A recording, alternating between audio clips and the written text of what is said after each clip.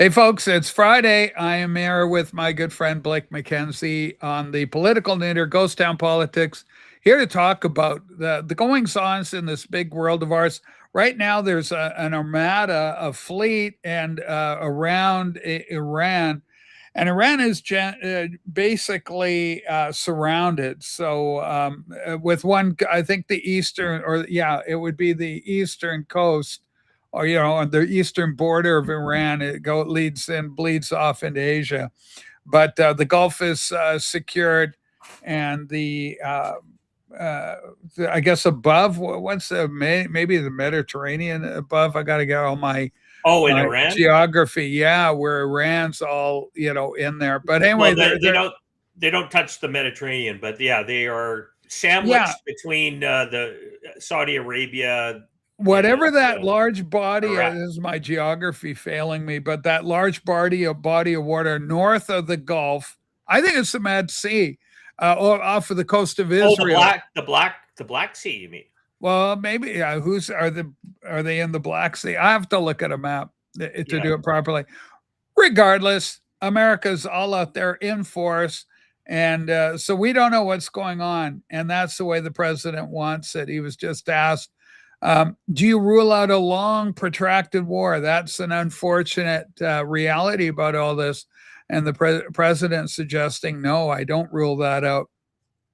And again, Blake's position, my position is with Trump, like no more protracted, long, drawn out, endless wars. But this one here has been a festering problem for a while, and so we're keeping our eye. That something could go on this. Apparently, Israel ordered in its embassy, it sent its non-essential staff get the hell out of Israel. So something's going on. And apparently, jets were seen arming themselves in Israel. So something's going on, being gassed up. So if they aren't attacking, at least to do reconnaissance and some sorties flying over Iran. So it's interesting. The other interesting development, and there's a few. Okay, yeah, this is remarkable. Of course, we're talking about the Monroe Doctrine, the Monroe Doctrine, Trump increasing influence. We're talking Greenland, we're talking Canada, but we're also talking Cuba. And this is an absolutely astounding soundbite that I have for you all here. Very short. It's the president. Excuse all the background noise because it's outdoors and loud, but let's give it a spin here. Make sure we got the volume. Here we go. The Cuban government is talking with us. They're in a big deal of trouble, as you know. They have no money. They have no anything right now. But they're talking with us. And maybe we'll have a friendly takeover of Cuba. We could very well end up having a friendly takeover of Cuba. What about the post? After many, many years, we've had a lot of years of dealing with Cuba. I've been hearing about Cuba since I'm a little boy.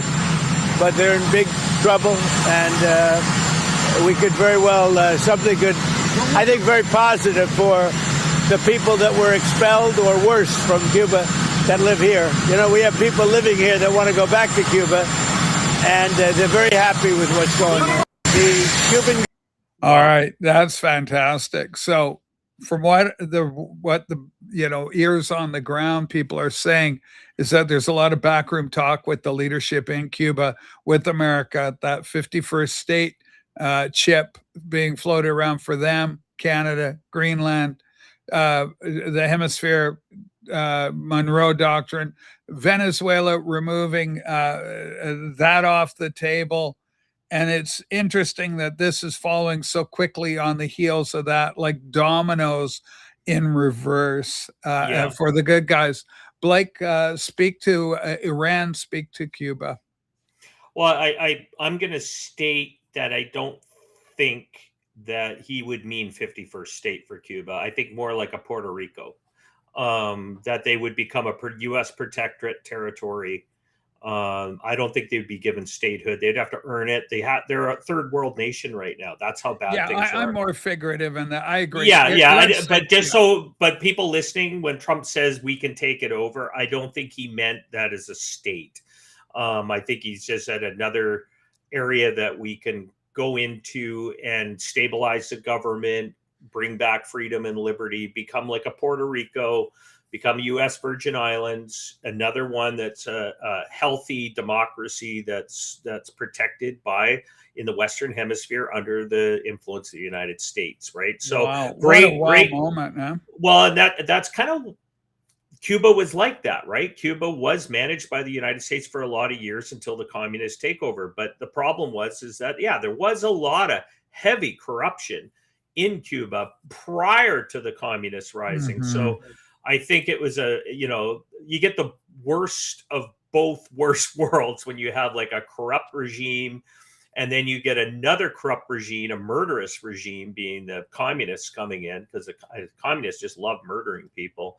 But I think this is, I mean, my entire life, like he said, since he was a little boy, since I was born in '69, Cuba has been under communist rule. And I got a little bit of a story to tell tied to Cuba. Let me keep it kind of short. Yeah. But my dad was a radio broadcaster in Victoria from the 1950s. He's very well known. Let me brag on his dad a little bit. Blake's dad was really well. Keith McKenzie. He was a well-known personality in Victoria. Everybody knew of him, and everybody heard his voice. So it was remarkable years later when I found out, because your dad had predated your arrival in my life on the scene. So we all know who your dad was. So a pretty cool thing, Blake. He was a fairly high-profile media personality in Victoria, British Columbia, ladies and gentlemen. Okay, Blake. Well, this is a short story here. So, I mean, in radio broadcasting, disc jockeys and all that would, want to do funny things from time to time on live air. So they thought it would be funny to phone Cuba and try and get Castro on the phone. Fuck. Well, they did. They got right to his brother on the air in Victoria. They were on the phone with Raul, I think his name was. Yeah, Raul. Yeah, he became the de facto leader after Fidel passed on. And he was live on the air in Victoria. Like, they were trying to reach Fidel, but they got his brother. They got Raul, yeah. And this was live. Like, the phone would ring and people are listening. They could hear it. I'd love to get those records here. Holy crap. Just a little side story to a connection to our family and the history of Cuba. Yeah. But yeah, it would be an amazing thing to see freedom and liberty come to the Cuban people. I think there would be a battalion of entrepreneurs from the Cuban community in Florida that would go back there to rebuild it and bring it back, because I think the people there are suffering so bad. All the videos I've been watching on YouTube, it's one of those things I've been watching out of curiosity, because there is some YouTubers out there. They're kind of traveling sociology type of view on things on the world. And there's some really good guys out there that have done it. They don't really go in there with any political point of view. They just like, what's going on here, and tell it like it is. Go off the beaten track, right? When you go into Cuba, it's highly controlled. If you're a tourist, you go here, you go there, and that's it. They don't want you going out. You're not even allowed to give the people, when you're at one of the resorts there, you're not allowed to give them the bottles of water or anything like that that's from the resort. And this stuff is, people have to give it to them quietly, so that these people are suffering heavily. But as soon as they go off into the real Cuba, outside of the resorts and the main drags, it's a third world, folks. It is a disaster. People are suffering there. And yet, with all the suffering, I was just watching these interviews with the people there, and there's still a kindness, and they're kind of like stuck from the 1950s. They've been so disconnected from the rest of the world. Yeah. A lot has not changed there, and you kind of feel for them, because they're, you just like, they're talking, yet they're still kind to people in the streets, right? And, and they've been used now as a pawn in this global geopolitical war. Yeah. From the old Cold War to the drug cartels, Venezuela. Apparently the Mexican cartels have been managing it as well. And I think Trump's locked those guys out now. They are out. That's why Cuba can now talk.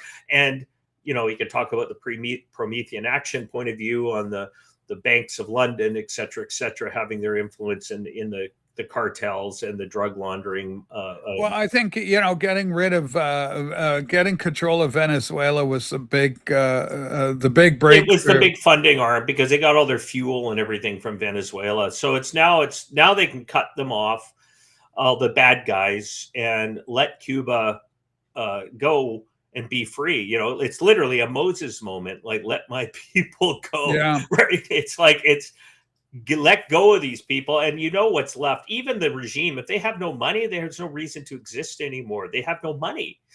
So you can't put a gun to people's heads if you're supposed to be protecting the very people that you're representing. And unfortunately, as I said earlier, communists love murdering people because they always turn their guns in on their own people. They can never turn their guns externally because their guns are almost always focused on their own people. Keeping control of the population, yeah. Murdering them because freedom is built into our DNA. It's something you basically can. The best you're going to get is Stockholm syndrome. We saw that through COVID around the world. People got complacent and the government love their masters, right? The military weaponized that, and in Canada admitted to doing it, that it was a social experiment. So they, let's see how much they're going to put up with, how much control we can exercise. Remarkable that Canada failed miserably on the Freedom Index there. I mean, they were failed on you and me. One of the worst, maybe one of the worst in the world on it. I would put it right up there. And I'm not talking about the government. I'm talking about our people that we live with and call our neighbors. They're the ones that would, in 1930s Hitler Germany, would have been pointing you out. Tragically, there were a number that kind of thing did occur in this last instance. And there is still Canada, has all the polls are saying it looks like a major Carney win if Canada were to go into the polls. How much of that you can believe, I leave up to your own discretion. And whether we have legitimate elections in Canada anymore, there's so much going on that, and I don't have access to everything, but I do know there's a large percentage of the country that hates Trump, got Trump derangement syndrome, because the media had their victory in that regard with those people. They're the psyop gullible, if you will. The same propaganda that we've experienced over COVID is run by the same entities. And the global warming, all the bullshit that goes with it. But Cuba, maybe they'll be break free, and they're gonna run out of places they can run to, because Cuba is one of those places that Canadians, the elbows up crowd, have been protesting, saying, "Well, don't go to the U.S., go to Cuba or Mexico under the resorts." Well, guess what? Mexico blew the hell up. Cuba is going to be free. Where are you going? It's going to be an American protected. Where are you going to go?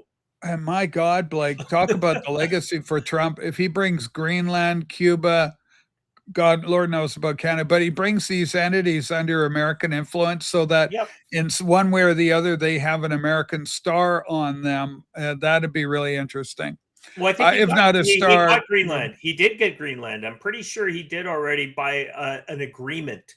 Right, Denmark. The Greenland deal. America he asked for the moon, and he wants to come into about here. Right. So if he's already knows what he wants, he goes to the extreme. They're trying to go here, and then they negotiate. Right, the art of the deal. Right, that's what it comes down to. Hey, Pika, welcome to the show. Steve, welcome aboard. Blake and myself talking about Iran, Cuba, Trump making statements on both today. Possible war with Iran, possible military action. We're going to see what happens. Not regime change. Trump was careful to point that out.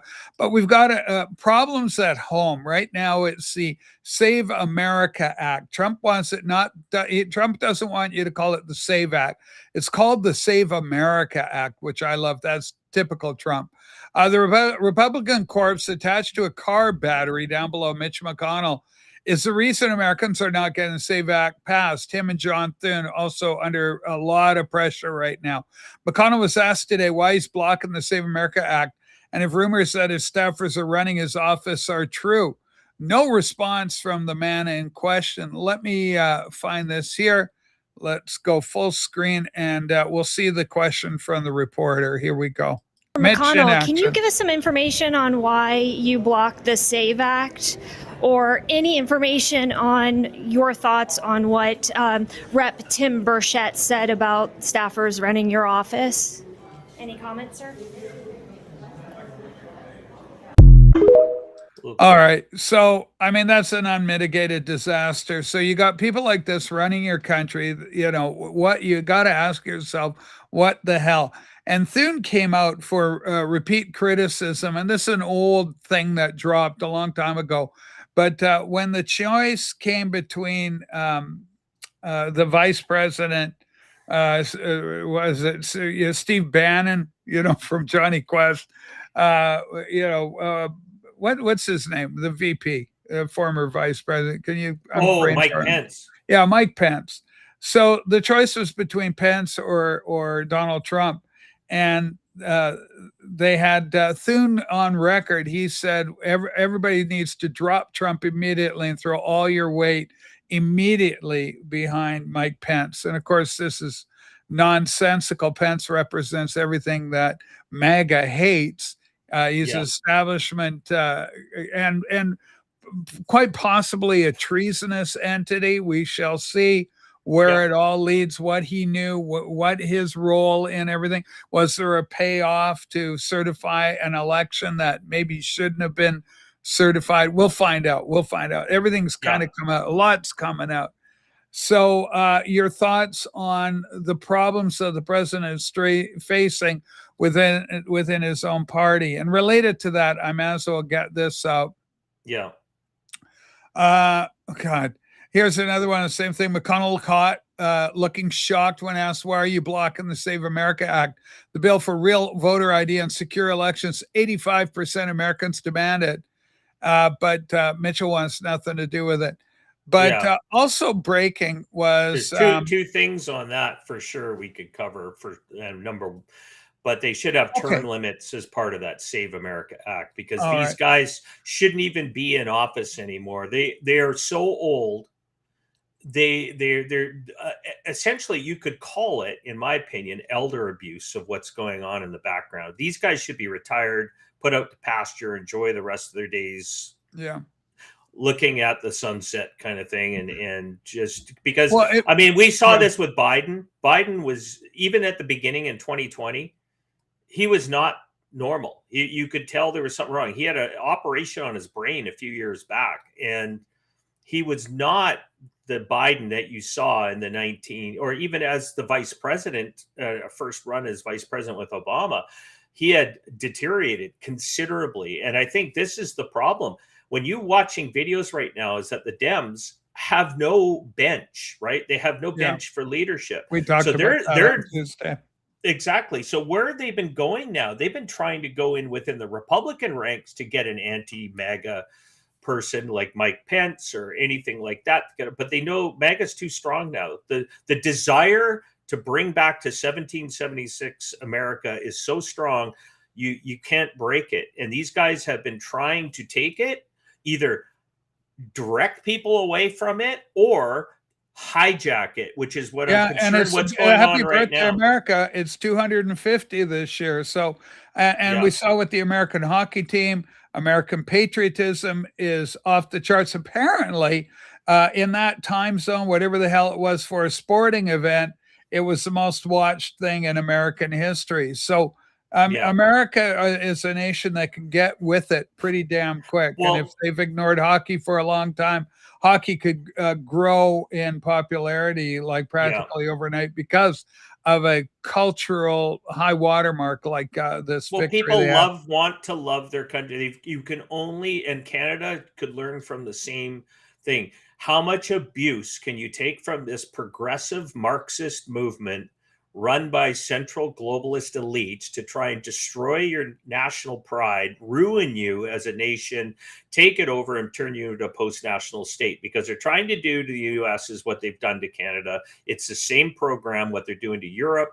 It's the same people. Of course, the Epstein files are now showing who those people were at that level as well, because it's connecting all. But back to the SAVE Act.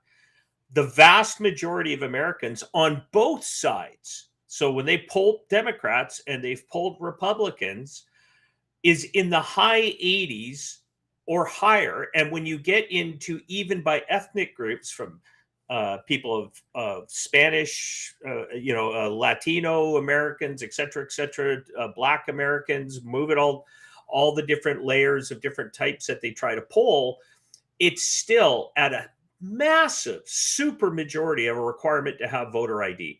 A super majority, not even a barely majority. We're talking super. The worst category was Black Americans, but they were still at around 76 to 78% wanting voter ID. And as a matter of fact, when they were interviewing Black Americans who were voting on about this point, they think it's racist. The idea that they can't get ID, that there's some kind of, so again, the Democrats showing what they truly are is just basically a group of racists that have been since the Confederacy, running the slave camps and slave trade. They hate America. They've always hated America, and they treat blacks as though they're inferior.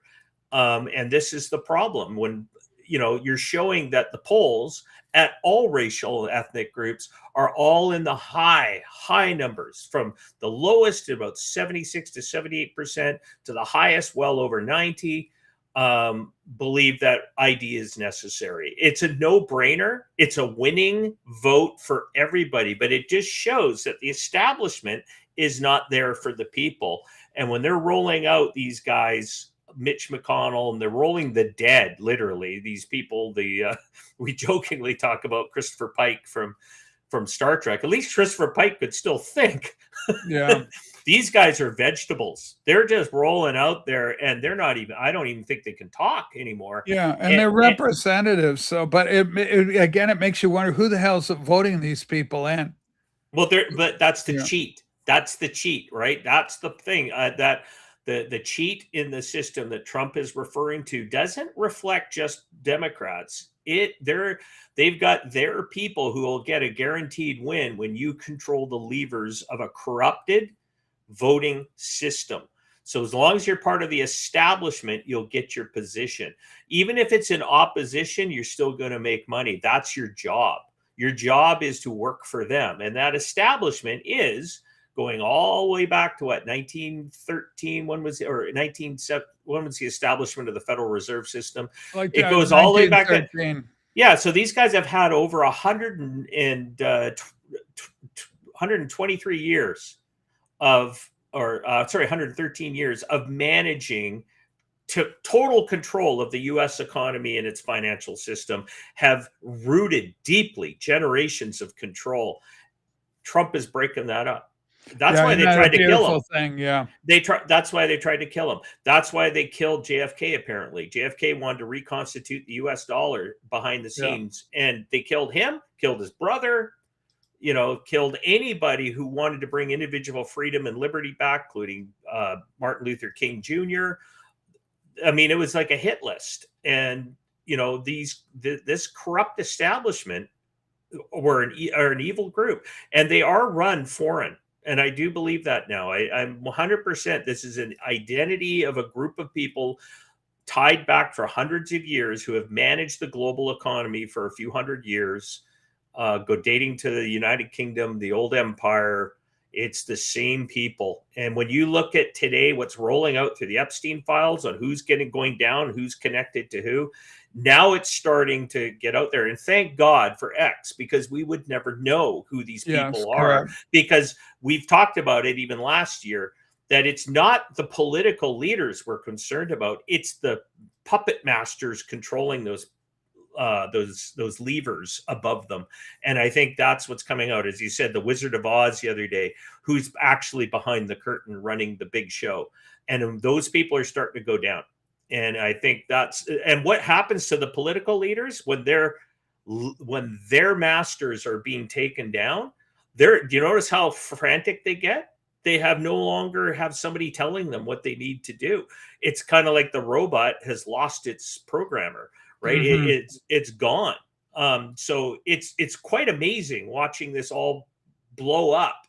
And, so this is I think the last gasp for freedom, and people are fighting to get it. And but we know biblically we're we're not gonna. But maybe in our lifetime, this is what we'll get to enjoy. We'll It's the last see. Yeah. gasp at it. Yeah. We'll We see. just don't know, do we? There's always a We just don't know. pushback. There's always a pushback from these guys. These guys are entrenched all over the world. Yeah. They want to cheat on elections. They want to burn fair and free elections. They're targeting. They're still got power. Look what they did in Ukraine and got the Ukraine to blow up the oil and gas connection through their enemies like Orban in Hungary. And these guys are still dangerous because they still have power in certain countries. So let's look at that. A couple of developments are happening in this sphere. So, you know, slight beautiful segue. Let's call it that. Beautiful segue here, Blake, because okay, you're mentioning X being so valuable to us, but look here, Facebook suspends Hungarian right-wing outlets weeks before deciding the election. So then over on the right, I've got Grok here. And so I went and asked Grok, hey, is this true? Did Facebook suspend these accounts? And apparently they're for war threats, alleged violations like war threats impacting hundreds of thousands of followers from the media work. So very interesting, right? So Facebook is not our friend. Facebook is still running information. But in another developing story with the same idea, this is more in the positive. It's not a perfect, fix, but it's a huge step, really, in the right direction. And Wall Street Mav here goes, right-wing billionaire Larry Ellison, who's also one of Elon Musk's best friends and a Trump supporter, just bought the company that owns CNN. Panic at CNN is off the charts. We are fucked. We are doomed. This is hilarious. CNN braces for Ellison's control. With David Ellison poised to take control of Warner Brothers, Discovery Channel, a chill is settled over CNN as staffers fear for the future. The panic at CNN right now is off the charts.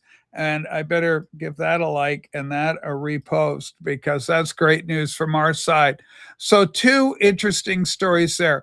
One, the old regime, Facebook, still trying to flex, control the narrative, limit free speech, voices counter to quote the narrative. And here on the other hand, we got David Ellison, his father as well, friends with Trump, apparently, right-wing guy. Apparently the father's extreme right-wing, like real right-wing guy. The son leans right, but they own Paramount. Now Paramount is behind Star Trek, Starfleet Academy, which is this horrible monstrosity, is just becoming a byword and what not to do with a beloved franchise. And you can watch Nerdrotic and The Critical Drinker for thoughts on that. Critical Drinker went out talking about the influence and what this may portend as regards the acquisition, not only of CNN, but of Warner Brothers. They own Batman, DC comic books, Superman, Wonder Woman, all those intellectual properties fall now under this right-wing metric. So with that in mind, then no Lord of the Rings redone with an all-black cast, for example. And many are signaling this acquisition, which is problematic on the surface for FCC and antitrust issues, because you've got Warner and Paramount and all that controls under one umbrella, large conglomerate, right? Pretty amazing stuff. Fortunately, in this case, it all falls our way politically. And because it's for the good of the country and for the healing of America, I think of my poor friend Massey. He's got CNN burnt into the retinas of his TV because he's got watching it all the time.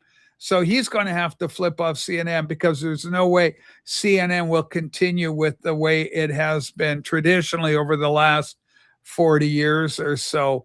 I think been operating. Go ahead, Blake. Your thoughts? I was just going to say it's very simply for CNN and any supposed journalistic integrity companies that try to hail themselves as professional journalists.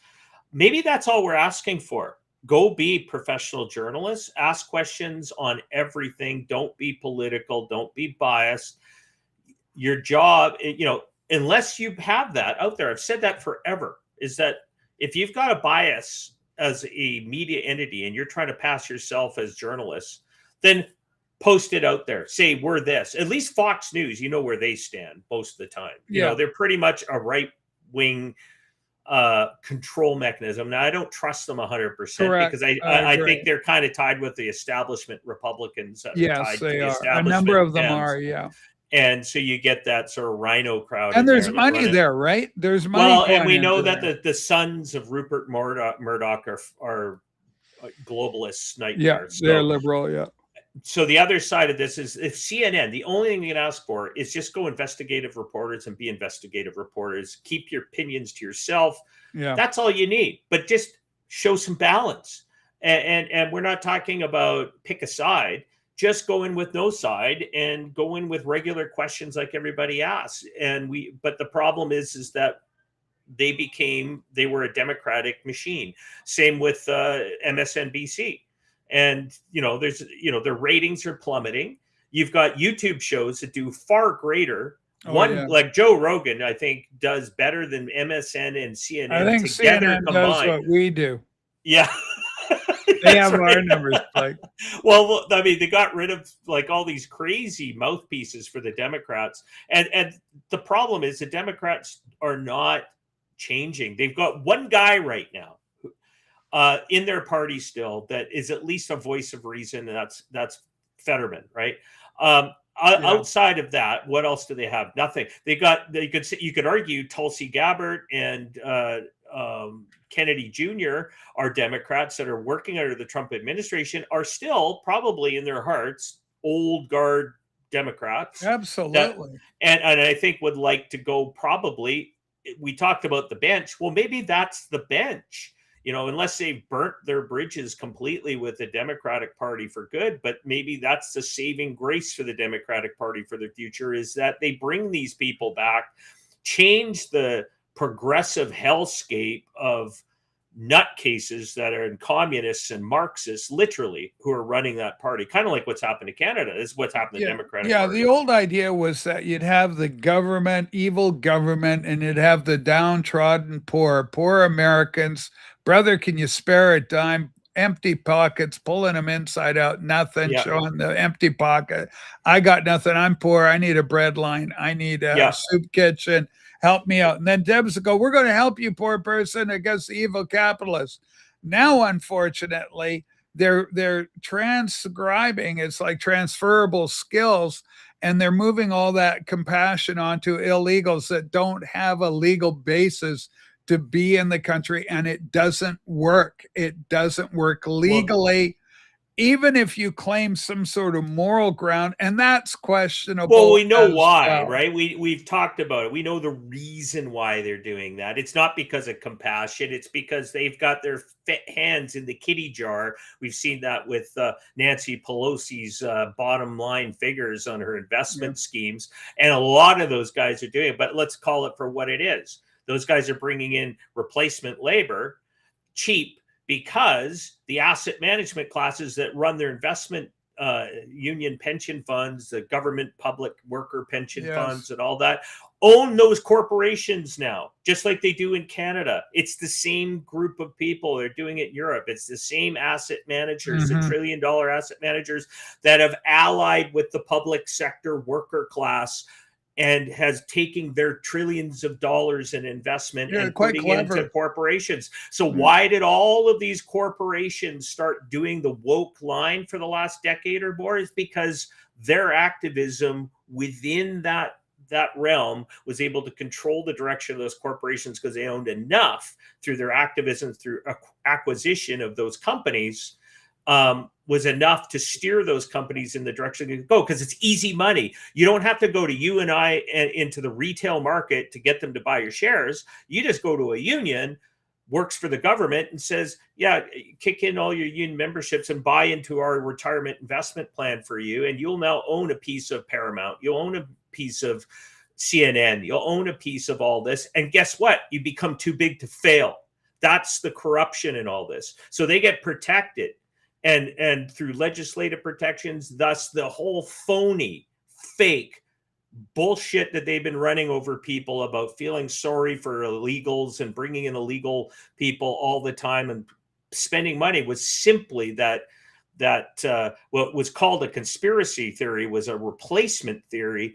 It has become fact that this is their intent, because the third world, second world laborers are cheaper than first world laborers, and that was the reason why they did it. So they got defeated. There's nobody, I don't think, anymore that can believe them, except for those that are still captured by that audience like CNN, like we have in Canada, like the CBC, where they just religiously watch this crap, and they're being told lies over and over and over. And because they have turned it into a tribal warfare like thing, our tribe versus their tribe, it's really, but the real psyop on that is actually they're doing everything, projecting everything on their so-called other tribe is what they're actually doing. They're the crony capitalists. They're the ones punishing the poor American citizen who's broke. As you said, I don't have any money in my pocket. They've stopped looking after them. So who filled that void? Who filled that vacuum there? Trump. Trump says, I'm going to reindustrialize America. I'm going to make America great again. I'm going to create Main Street business is going to come back alive, so that China and all these third world countries aren't creating sweatshops, selling us cheap crap, destroying all those jobs. So it used to be middle America's jobs, bringing back blue collar jobs, doing all that. And I know there's people going to have full meltdowns. And why? It's because their union pension funds are invested in those corporations. They may be established in the US, but are producing all their crap in third world countries and sweatshops, turning those countries into a cesspool environmental disasters. Because we've seen their rivers, we've seen their lands, they're destroyed. And so that you can get your union pension fund nice and healthy. Meanwhile, the jobs locally are disappearing. And what are the only jobs that are being created, as Trump said? Well, if I wanted to go out and, what did he say? I could go and hire 2 million government workers and the jobs report would be terrific, because that's all the Dems have done. They've only hired within the realms of public office hire or public service workers. And that's been their job, because they can get more money out of those public service workers, which then interjects that cash into those companies through their asset management investments, through their pensions. And guess who's tapped in on all of that? All those politicians. That's where the corruption is. They know when they're hiring 50,000 workers going into the IRS, or 100,000 workers going to work for BLM or whatever department they're hiring for, they know there's a huge chunk of change that's going to go into that asset management companies, who are then going to invest in all those companies. They know what companies those investments are going to go into. And as soon as one of those companies goes into that class, all of a sudden their share prices go up. So they're buying them before that money sweeps in there. Yeah, we're great for them. Yeah. So we know the scam. Trump knows the scam. So Trump's like, he's the Democrat. If you actually think about it, as you described, looking for helping that person that's going, I'm broke, I have no money in my pocket. Well, he's like, well, that's because they've offshored all of our business, all of our jobs, all of our blue collar jobs are gone. All of our middle-level businesses, small businesses are struggling. I'm going to bring it back, and I'm going to protect America, and this is how I'm going to do it. Yeah, some of the critics say it's impossible to bring back. I don't think it is at all. I think he's going to do it. He is doing it. He's going to do it. So, well, and he believes in free trade. It's just fair trade is straight across, right? Yeah. And that's the problem. All of these countries, including Canada, have lied to their citizens. We've harmed our own citizen by tariffing the U.S. when we could just say free trade both ways.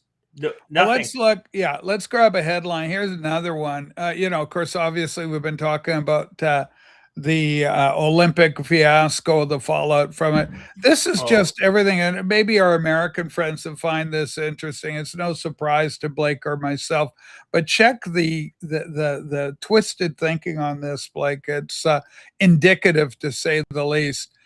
So I'll make this larger so we can all see kind of what's going on. Blame President Trump for this loss. Wow, some people are just so broken they can't help it. There's a little Canadian captain girl with their little Canadian shirt. Heartbreaking. I watched the women's team play their hearts out. Look at this fucker. As a patriotic Canadian, I can't help but blame President Trump for this loss. What? So the Canadian women lose a game of hockey, and this bozo, whoever he is, in his infinite wisdom, says the fault of the loss rests squarely on the shoulders of Trump. What, Trump defeated the women? Like, it's just so. What do you do? Grab them by?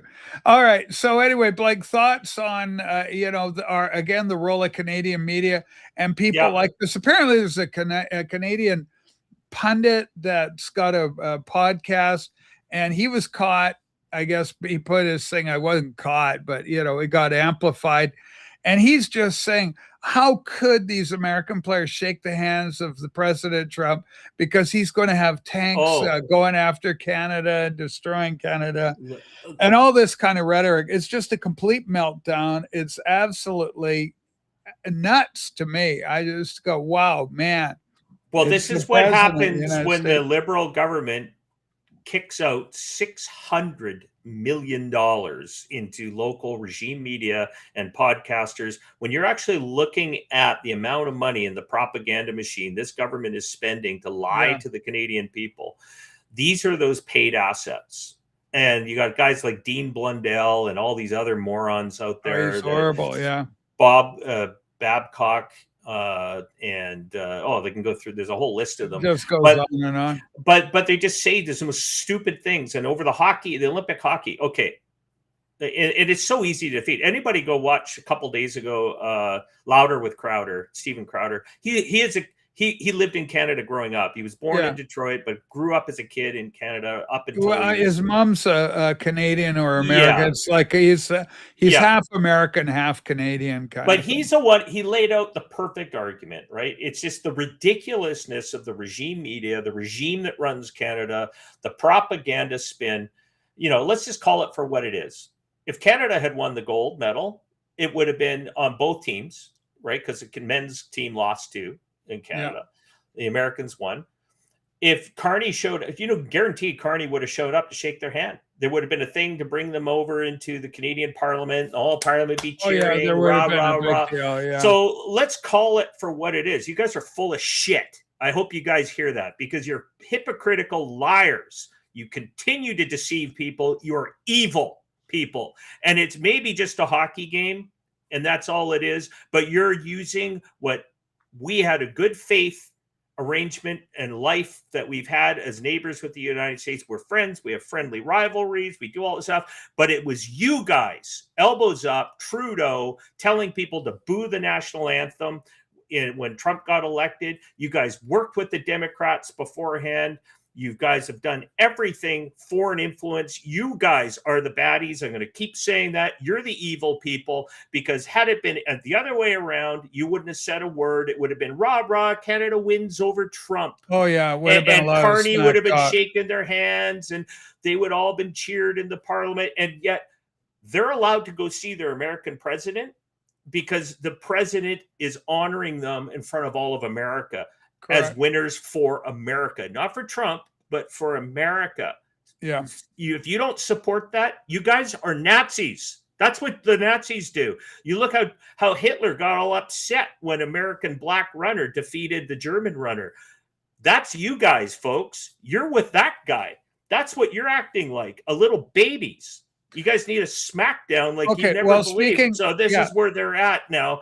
And when you see headlines like the Globe and Mail puts out, and they put out a headline calling basically the American hockey team monkeys because they went and they hung out with them, and they're getting ratioed. Let's face it, those of us on X know for a fact these guys are just a propagandist machine for the liberal regime here.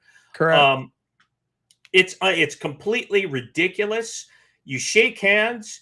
You say a good thing, but it's gone beyond that now. This is the insanity that's taken over a good percentage, I would say a high percentage of Canadians, when they're telling that even in their NHL teams, they're going after Austin Matthews in Toronto. They're going after Tkachuk, where he plays in Ottawa. They're going after the American gold medal players that play for Canadian NHL teams. And they're these bozos in the regime media and their assets that are working in the podcaster and X and their blue sky, purple hair clowns. I think those people are doing so much harm that I can't wait to get rid of them. I mean, if there ever comes a chance that we can actually get rid of them, these people are traitors to Canada. They're saying we're the traitors. Don't let them project that. They're the traitors. They're doing this. They're destroying Canada. They're dismantling Canada. They're giving contracts to China. These are the people that said you're a traitor if you want to become a 51st state, but it's okay for us to join the EU. Okay. Or China. But they're pushing the EU thing. That's their big thing, is we become another star of the EU. So it's okay to become the next state of the EU run by the European establishment, but not join up with the US. I'm sorry. I'm at the point now with these guys. I'm like, next step. Let's just, you guys are calling for violence against people. Bring it on. Let's see how long that lasts, because I can tell you right now, America will be here in a heartbeat if you guys start drawing guns on people here. Look what they're sending guns to Iran because of that, because they're killing their own people. If you guys start arresting people here like Keir Starmer is, Trump will not allow that. It's not going to happen. All right, let's do this because we got 15 minutes left. I want to talk about State of the Union address. The president gave it a beautiful contrast of if Trump's goal was to show the contrast between MAGA and what the Democrats have to offer, it couldn't have been more clear. The poignant photo of the crying mother of the little Ukrainian girl that was murdered on the bus. That lady was there. Gold Star families. This idea. Then you had the Democrats refusing to stand up at that one poignant moment where Trump says, if you want to be American citizens first and not illegals, please stand now. And of course, what's your job as a government is to protect the American citizens. The American citizenry, right? Beautiful, simple comment. They also had a Medal of Honor winner, often erroneously called the Congressional Medal of Honor, but it's simply the Medal of Honor.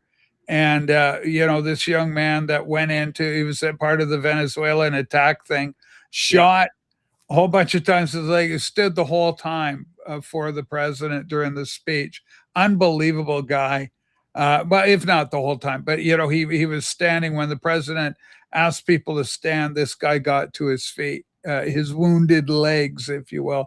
And so it highlights how stupid, how petty it was. And I guess the Dems had a response event where they're dressed up like frogs and kangaroo. I think a giraffe boy was there, and they just look like they're nuts. Like Trump said in the speech, you people you're crazy people. You're just insane. Beautiful moment as well, because it's accurate. He did an outstanding job. And even CNN and CBS or ABC, even they had to concede that, the numbers were good for Trump. He rose in everyone's estimation. Even one of my viewers who's not a Trump person at all, out of New Jersey, she is she's center, kind of center right, I guess. Center. She's center. Anyway, she said, maybe I'm starting to like Trump a little bit now after that speech. What did you think of the speech? What was the takeaway for you? Did Trump tip his hand at anything? Obviously, his comments regarding income tax. Well, we projected really that would be one of the things I thought he would announce. Not clearly, not 100%, but he's at least laid the groundwork to it shows where his interest, where his heart's at with that. Because I think that if you want to liberate people, you liberate them financially. That's the first step. You have the rights, you have the Bill of Rights, but let's face it, income tax was illegal and has, and still technically on the books is illegal. But some people even argue even usury is. So that's high interest rates. Notice Trump has gone after high interest rates as to Yes. like Yeah. He credit wants, card yeah, companies. that's He wants to go after, like, these would be all Democratic positions historically. And that's what's amazing when you're seeing in this speech. I was watching on X, some people were mirroring comments by Clinton in the 1990s, and it's the same language Trump is using now. And the same people that were cheering on Clinton in the 1990s for this speech, and that was about illegal aliens, protecting the borders, expanding border protection, get rid, yeah. deportations. This It is was cool Clinton. until it wasn't. And for then them. all of a sudden, here it is. But this is the problem, like I described earlier. Their apparatus is now joined at the hip with Wall Street and its investment schemes, and they're all making money off of it. Now Trump comes in and says, "Nope, you're not doing that."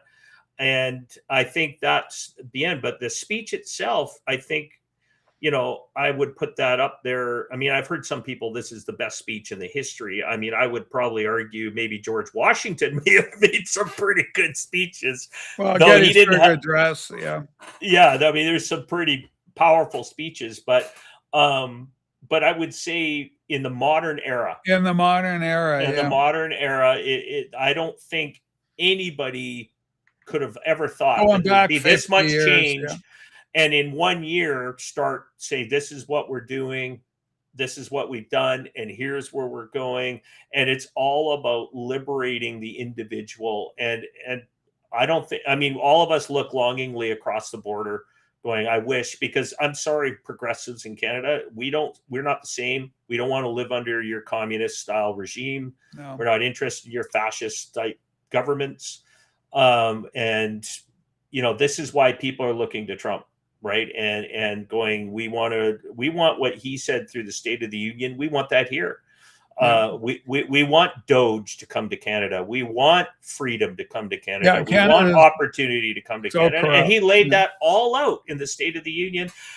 Yeah, he's got some hurdles. I mean, obviously the ruling against the tariffs, and it sounds like Canada was somewhat behind that case, and with a number of other countries, but we'll see how that rolls out. He knows he has other levers he can use. Yeah, no, the tariffs haven't slowed down or anything. He basically immediately switched. Okay, we won't go down this path. We'll go over here, but still had choice words for the Supreme Court.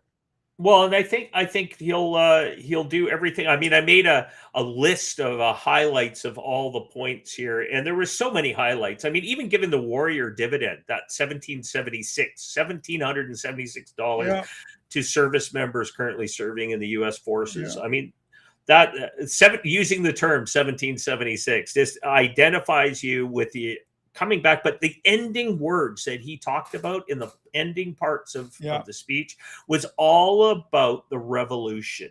It was about 1776. It was bringing people back where you're making 1776 great again, which means all these, why did the Democrats sit there pouting and shouting?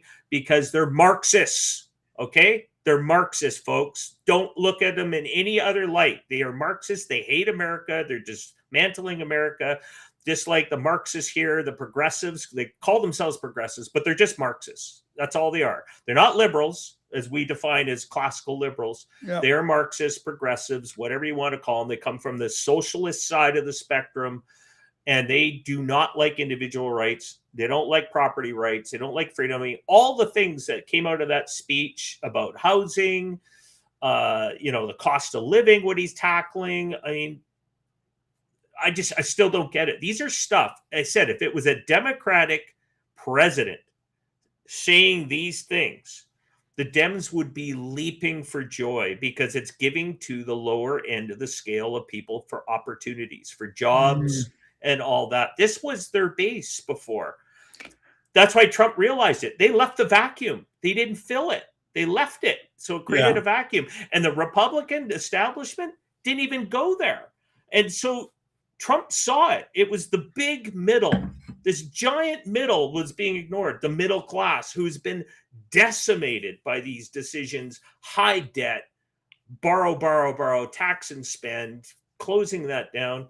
And he just laid it all out in that State of the Union, like just he took a baseball bat to that system. And you know what? America will see that.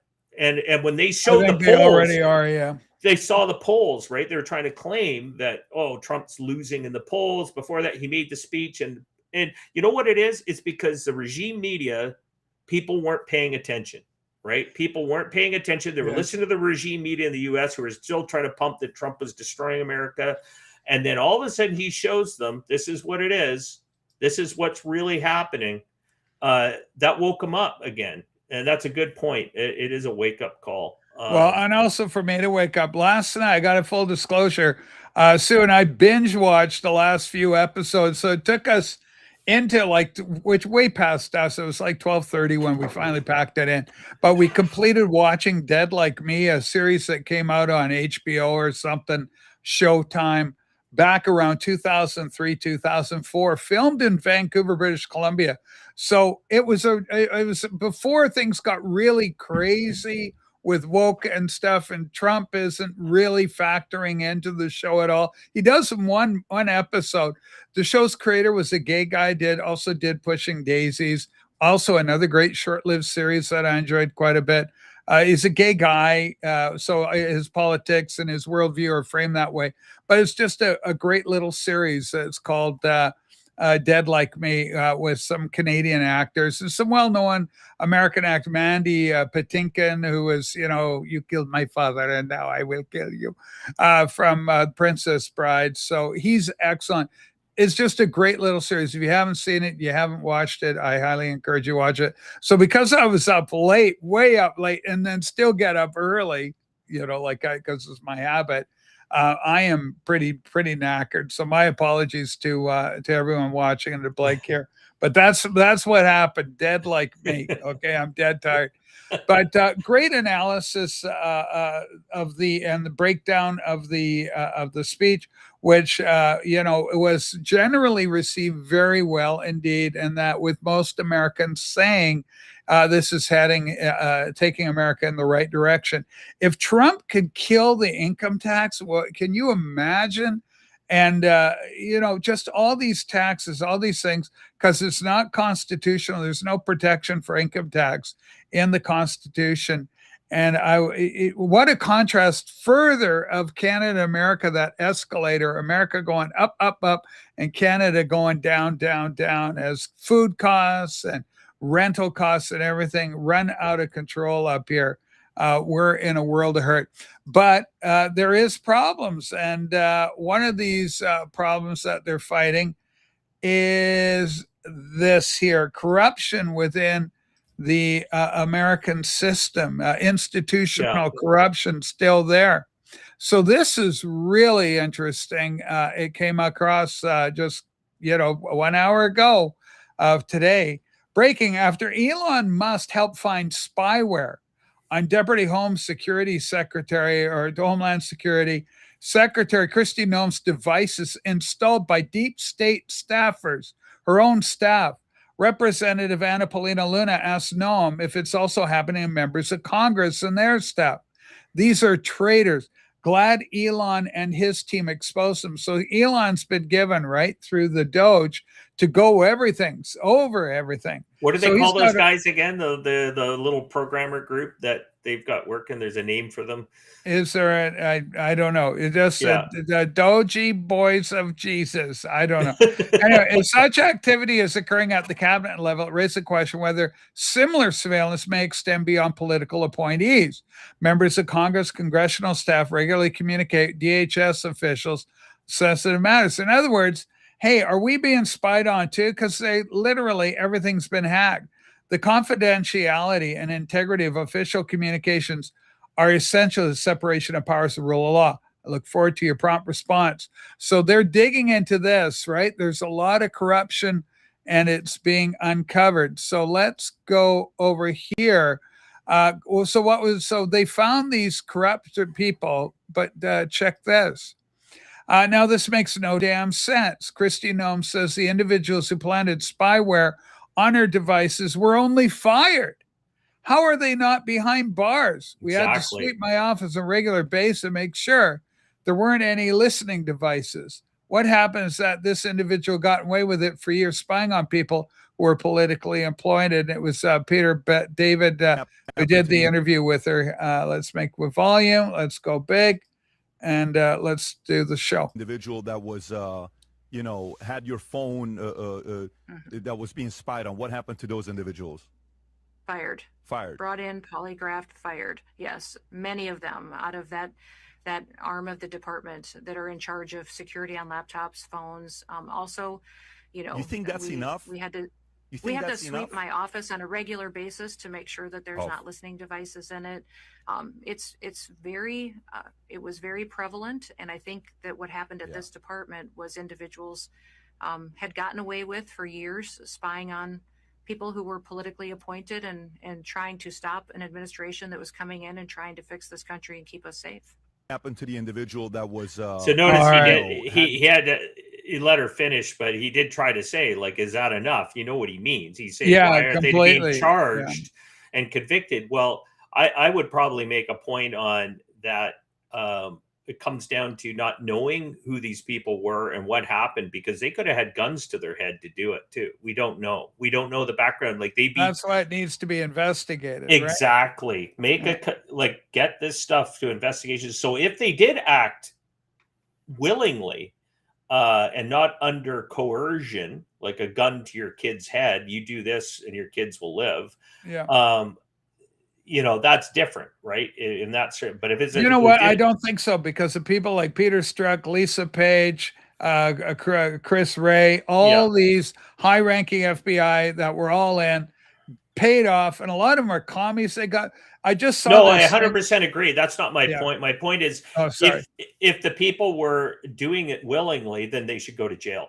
If they were coerced through threats, then they get the threat people in jail. Get the threat people in jail. Exactly. And let's get to the bottom of this, because we know there's kind of a mix. I don't think we know these people murder people. We know it. It's a fact. I don't think it's a conspiracy theory that people like Seth Rich are proof that they will murder if they have to protect their secrets. And so to get these people, these are a murderous group of people. And I think a lot of these people are willingly doing it. They're cells that have been left behind. Isn't it great, though, that they were caught, that Elon Musk's team caught? Well, let's name them. Let's name them at least. Here are the group of people that are all there. Don't ever hire these people again. They want cancel culture. We'll give them cancel culture. Don't ever hire these people again. Yeah. It needs to be investigated. Charges need to be laid. David is correct with that. That's what needs to happen. Well, listen, Blake, we have reached 101. I don't want to fall asleep on anybody here. I just want to say thank you, everybody, for watching the program. Keep your eyes on Iran. Something could go down there or not within the next few hours. It looks like jets and military assets are. It could happen on a Saturday after the markets close. Is that when you think, Blake? That's when. They don't like doing that stuff when the markets are open, because when the markets are open, it causes chaos in the markets. Okay, good to know. Look at that. Yeah. Blake knows something. Blake, thanks so much as always for being here. Thanks for letting us know about that point. Isn't that interesting? Go look at the past history of all these kind of events, and maybe that'll add up too, right, Blake? Yep. Yeah, it does. Say, it's straight. There's a pattern there. All right, everybody, take care. Thumbs up on the program. Subscribe if you like what we talk about, and we'll see you all soon. Patreon people, I do have a Patreon. You go to my homepage, you can find that, and that's going to do it for now. We'll see you on Tuesday. Bye. We love you.